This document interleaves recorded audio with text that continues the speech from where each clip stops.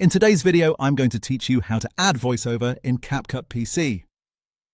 If you need to record a live narration, explain a step-by-step process, or simply talk over your video in real time, CapCut on PC makes it very easy.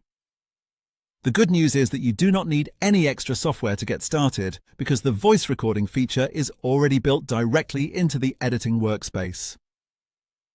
To begin, move your mouse down toward the small horizontal shortcut toolbar that sits just above your timeline tracks.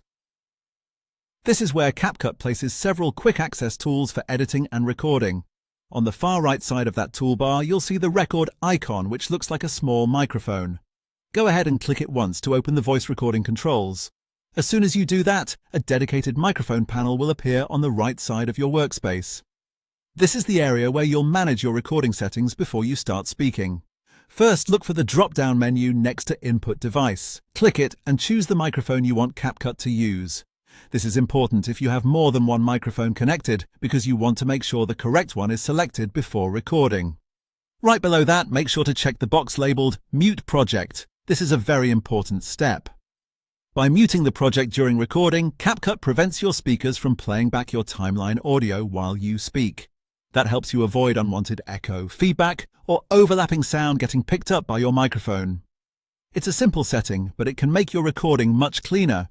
Once your microphone is selected and the project is muted, you're ready to record your voiceover. Move to the center of the panel and click the large red record button.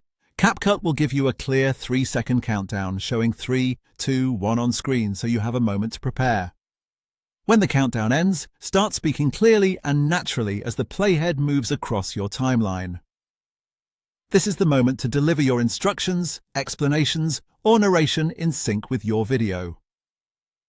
When you finish your voiceover section, click the same red button again to stop recording. CapCut will immediately place your newly recorded audio onto the timeline as a fresh blue audio track directly beneath your video footage.